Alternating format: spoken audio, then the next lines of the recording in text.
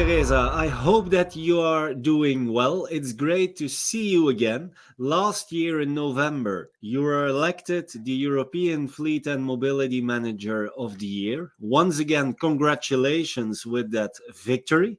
Of Thank course, you. we would like to know what has the award brought to you in terms of benefits for you and for the program. Yeah. The award really was encouraging me to keep going with my current projects, of course, and also a recognition for my team and I for the work we did in the last years. A clear signal for my company that we are heading to the right direction, and a little bit of credit for my crazy and innovative ideas for the future. So I'm quite fine. Yeah. Um, you are working at Merck. Can you tell the audience how many vehicles do you manage across how many countries? Yeah, the fleet in Merck is around 6,000 cars in 60 countries. My focus mainly is in West Europe, where we have more than the half of the fleet. And of course, this deserves a lot of time. But also, we are supporting other areas, other regions. Recently, also in LATAM, where my colleague Patricio Luna was also presenting into the LATAM award, and he was finalist. So we are glad that we are a team for Merck. Okay. You work at Merck since a couple of years already. What are the building blocks of the fleet and mobility strategy at Merck?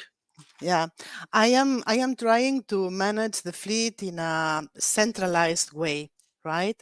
But we have really three pillars in which we based our strategy. One is cost transparency, the other one is sustainability and harmonization of processes. Yeah, our fleet is basically passenger cars, so we need to balance a little bit functional requirements with driver satisfaction. And of course, the driver is in the center of what we do. And yeah, the company also wants to provide very competitive packages of compensation, but also ensuring that cost competitiveness and sustainability goals are met. So that is the base of everything for us. Okay.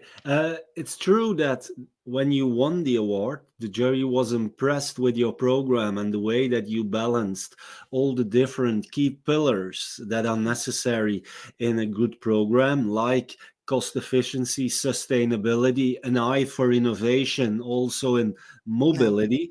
Now, that is what the jury has found. I would like to know what you think is your biggest achievement or success since managing the fleet at Merck. Well, I am very proud of having started the Green Fleet program in Merck back in 2019. Although we had a first initial reluctancy of some people inside the company, but finally the project is going very well.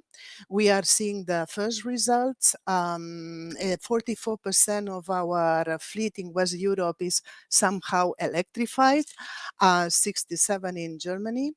And this is a good signal. Mhm. In fact, I think the company wants to keep going to this direction, and this is a clear signal for anyone that they need to adapt the new technology, they like it or not. So I think that this is our main weapon.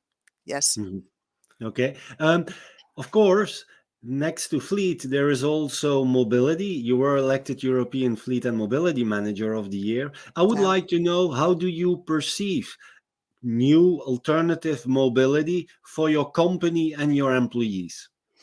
Yeah, I think that this is a very good opportunity for our employees to embrace, let's say, a much more sustainable lifestyle. If they can move or commute in a very easy way, they will be willing to participate. Yeah, so the company needs to provide this kind of facilities. The problem is that not in every country the mobility offer is good enough, and the Mhm. company needs to pioneer in making agreements with key players, key suppliers like Deutsche Bahn, the train system in Germany, where we had a flat fee for our employees. Yeah, the special conditions in Belgium, the bonus system for mobility in France, or the Bike for Me program, okay, which is very popular in Germany at this time. So we are trying to push different things, sometimes not very coordinated, but yeah, something that is, low hanging fruit, let's say. Mhm.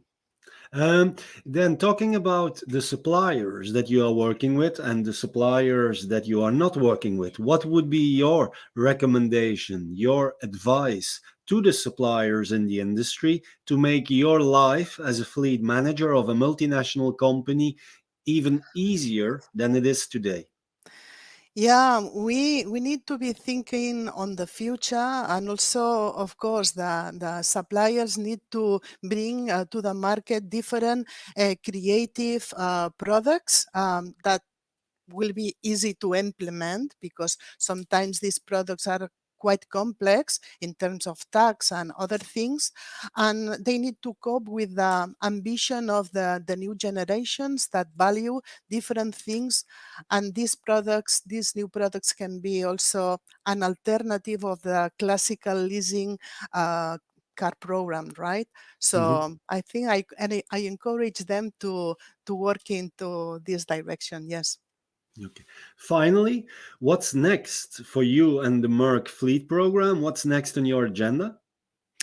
Well, today really I am very focused in transforming the fleet into electric, because 2030 is approaching very fast, and there are a lot of challenges still. The charging infrastructure, also working in the different markets for pushing this kind of technology. But also the higher costs now in the market have all my attention. Yeah, so for next year, probably also I will continue with a mobility budget concept, and Mhm. also digitalization, which I see as an opportunity also to improve our data. Thanks, Teresa Casulleras, and looking forward meeting you on the 22nd and the 23rd of November in Lisbon for the Fleet Europe Days. It will I be will be a there. great moment to meet again. Thank you very much. Thank you.